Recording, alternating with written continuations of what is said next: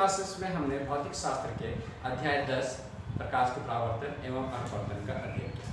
उसमें गोलीय दर्पण के प्रकार और उसमें मौजूद विभिन्न पदों के बारे में जाना।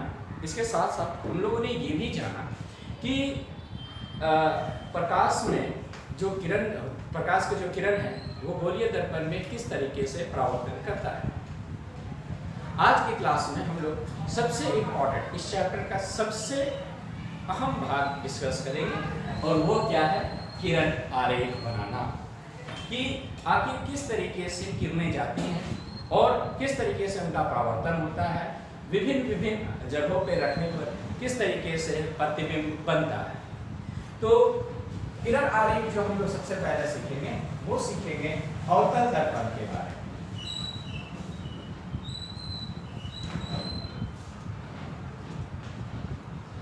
अवतल दर्पण का किरण आरेख। अवतल दर्पण में क्या होता है कि ये बनता है आपका दर्पण।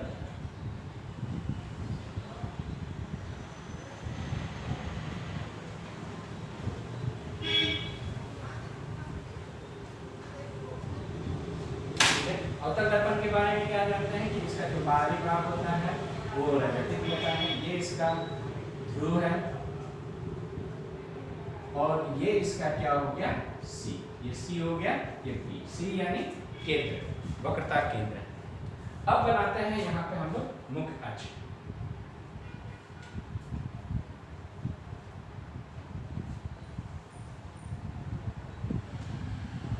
ये हो गया मुख्य अक्ष।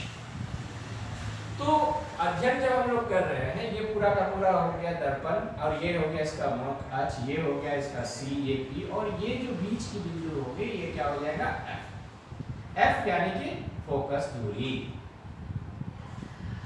जो सबसे पहला हम लोग बिंब के स्थान को चुनेंगे वो होगा अनंत, यानी हमारा बिंब अभी कहाँ है, अनंत पे मौजूद है। जब वो अनंत पे मौजूद है तो उसका आरेख कुछ ऐसा होगा। और एक सबसे पहले क्या करेंगे, एक हम लोग किरण यहाँ पे पार कराएंगे। ये किरण जो होगा ये मुख्य अक्ष के समानांतर होगा, यानी जब भी किरण जाएगा तो क्या जाएगा, मुख्य अक्ष के समानांतर जाएगा। ये जो पीछे में डैश डैश डैश करके दिखाया है, ये डैश क्या बता रहा होता है कि अभी जो किरण आ रहा है हमारा वो कहाँ से आ रहा है, अनंत से। पहले भी बता चुके हैं पिछले क्लास में कि जैसे ही आपका किरण दर्पण से टकराता है उसके बाद वो कहां से पार होगा, तो वो हमेशा F यानी फोकस से पार होगा। तो इस तरीके से ये कहां से पार हो गया, फोकस से। दूसरा, अगर हम लोग एक और पैरेलल लाइन लेते हैं, समानांतर रेखा लेते हैं, मुख्य अक्ष के समानांतर एक और किरण हम लोग अगर भेजते हैं तो वैसे केस में क्या होगा,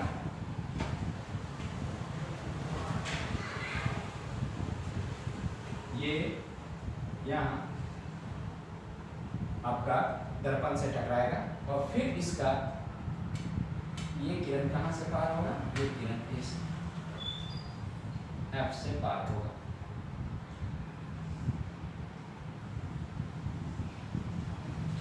और ये पीछे में क्या हो जाएगा, डैश डैश डैश।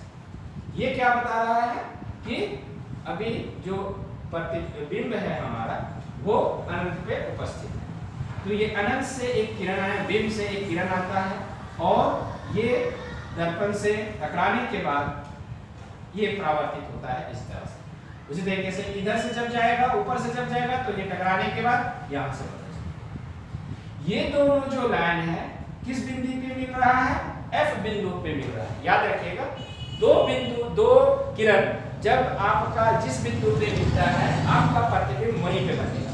तो इस स्थिति में क्या है, यहाँ की स्थिति समझिए, बिंब कहाँ है, बिंब कहाँ है, तो बिंब जो है वो अनंत पर है। बिंब कहाँ है, अनंत पर है। अब प्रतिबिंब कहाँ बन रहा है, प्रतिबिंब बन रहा है F पर, दिख रहा होगा। इसका आकार कैसा है, प्रतिबिंब का आकार तो प्रतिबिंब का आकार बहुत छोटा है, ये इस बिंदु के बराबर है जहां बन रहा है, तो अत्यंत छोटा, अत्यंत छोटा। ठीक है, फिर इसका स्थिति कैसा है, तो इसकी जो स्थिति होगी वो होगी वास्तविक, क्योंकि ये वास्तविक किरणों से बना है, क्योंकि ये वास्तविक किरणों से बना है, इसलिए इसकी स्थिति क्या होगी, वास्तविक। देखिए आपसे क्वेश्चन में क्या पूछेगा ये समझिए, आपसे क्वेश्चन में पूछेगा कि अनंत पर बिंब रखा हुआ है और उसका किरण आरेख बनाए अवतल दर्पण पे, तो ये किरण आरेख बनेगा, आपको ये बनाना है। अगर आपसे ये पूछ रहा है कि अगर अवतल दर्पण में प्रतिबिंब जो है ये अनंत पर है तो प्रतिबिंब कहाँ बनेगा, तो जवाब होगा कि वो F पर बनेगा। अगर पूछेगा कि अनंत पे रखा हुआ है अगर बिंब और उसका दर्पण कैसा अवतल है, कैसा उसका आकार होगा, तो आकार अत्यंत छोटा होगा, बिंदु समान होगा। तो ये है हमारा पूरा। इस तरीके से यहाँ पे पहला केस है जिसमें बिंब कहाँ मौजूद है, बिंब आपका मौजूद है अनंत पर। इसी तरीके से हम लोग और भी बनाएंगे, एक और बनाते हैं, ठीक है। सेम में ये आप लोग स्क्रीनशॉट इसका ले लीजिए और जैसा बताया है उसको 2-3 बार देखिएगा, सीख जाइएगा कैसे बनाना है। एक केस और बताते हैं और अच्छे से सीख जाएंगे।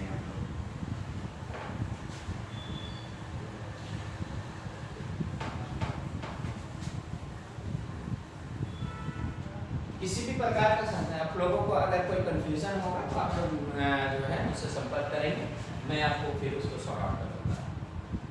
हाँ, तो दूसरा है, इस बार जो बिंब की स्थिति है वो क्या है, बिंब जो है वो C से परे है। C से परे का मतलब C से दूर है लेकिन अनंत पे नहीं है। C जिस बिंदु पे होगा उससे परे लेकिन अनंत पे नहीं होगा। कैसे दिखाते हैं, फिर उसका हम लोग सबसे पहले क्या करेंगे, अवतल दर्पण बनाएंगे।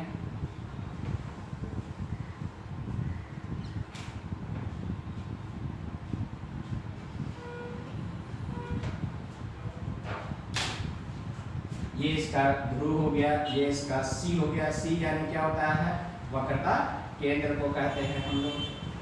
फिर इसका मुख्य अक्ष बना लेंगे हम लोग। मुख्य अक्ष कैसे बनाएंगे, इन दोनों को बिंदु को मिलाते हुए एक सीधी रेखा हम लोग पार कराएंगे, ठीक है। ये अपना बन जाएगा मुख्य अक्ष, ठीक है। अब देखिए यहाँ से दूरी कितना है, यहाँ से आपका दूरी है 7, तो 3.5 में बनेगा F, ये यहाँ पे बनेगा बिल्कुल दोनों के बीच। तो ये है P बिंदु, ये है C बिंदु, तो इस जगह बीच में कौन बनेगा, F बिंदु, ठीक है। अब हम लोग यहाँ पे क्या करेंगे, एक प्रतिबिंब रखेंगे। बिंब कहाँ पे रखना है, C से परे यानी C से दूर। तो C से दूर का मतलब यहाँ पे एक प्रतिबिंब हम लोग बिंब रख देते हैं, इस जगह पे एक बिंब रख दिया। ये बिंब कैसा है, ये ऊपर की तरफ खड़ा है तो ये सीधा है। अब हम लोग फिर क्या करेंगे, यहाँ से एक किरण पार कराएंगे।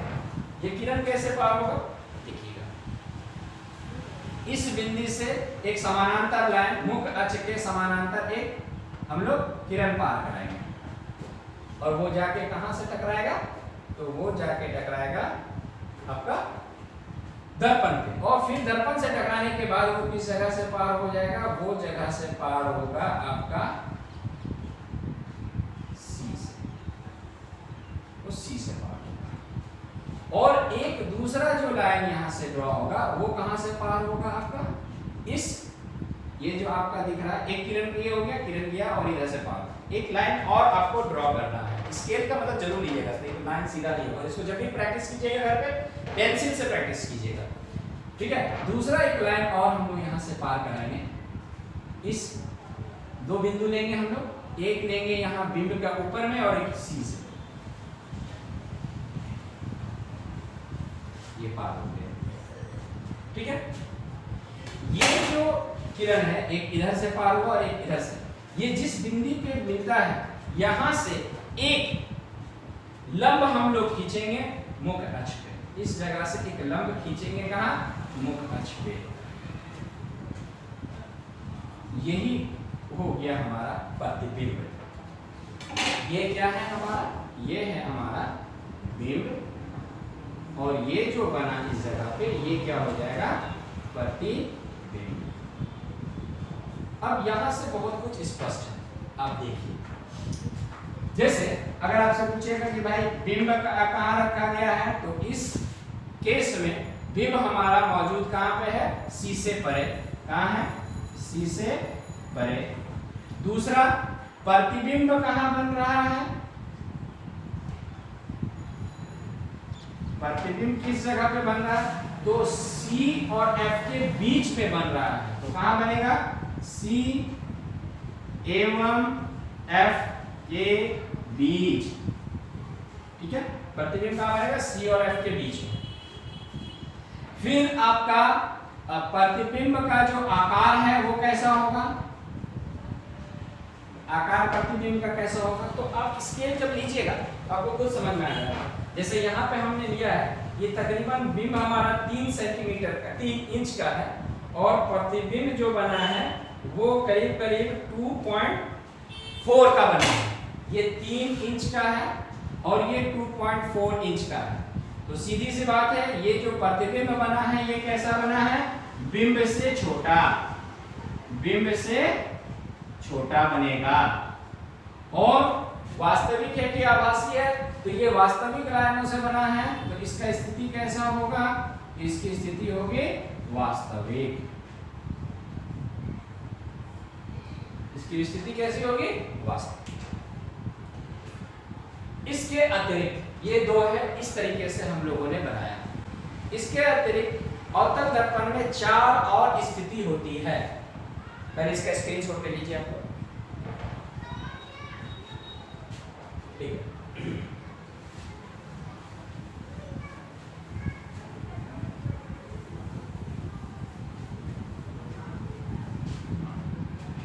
इसके अलावा 4 और स्थिति होती है। कौन कौन सी स्थिति है बिंब की? एक तो दूसरा है, तीसरा है, बिंब जो है वो होगा C पर। तीसरा कंडीशन में बिंब कहाँ होगा? C पर होगा। चौथा जो है उसमें कहाँ होगा बिंब? तो C एवं F के बीच। इस बार C एवं F के बीच में मौजूद होगा हमारा बिंब। पांचवा कहाँ है? बिंब की स्थिति क्या होगी? ये F पर होगा। और छठा केस में बिंब की स्थिति क्या होगी? ये P एवं F के बीच। P यानी कौन? P यानी आपका ध्रुव जो रहता है बीच में।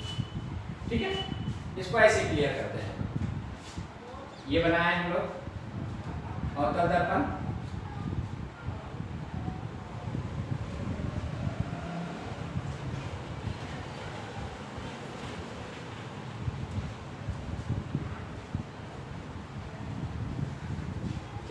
ये बन गया अपना अवतल दर्पण। ये बिंदु कौन सा है? फिर यहां से हम लोग क्या करेंगे? एक सीधी लाइन खींचेंगे जो हमारा क्या होगा? मुख अक्ष होगा। तो थोड़ा पार कर लीजिएगा, थोड़ा क्या आगे कैसे इसमें ज्यादा भी करना पड़ता है बनाना होता है। तो ये हो गया, ये हो गया, ये हो गया P और ये हो गया C, और इन दोनों के बीच में हो गया F। अब थोड़ा सा ध्यान दीजिएगा,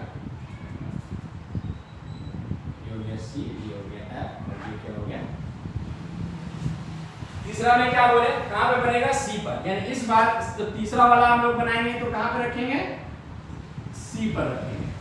ठीक है, उसके बाद कहां 4 नंबर में क्या? C और F के बीच में। जब अगला बनाने जाएंगे तो वो कहां रखेंगे? यहाँ पे रखेंगे C पर। C और F के बीच में रखेंगे। उसके बाद जो बिंदु है वो कहां रखा हुआ है? F पर। तो उसके बाद जब 4 नंबर वाला बनाएंगे तो कहां रखेंगे? F पर रखेंगे। फिर क्या बोल रहा है फिर छठा में क्या, P और F के बीच में। अगला केस में जो रखेंगे कहाँ, P एवं F के बीच में।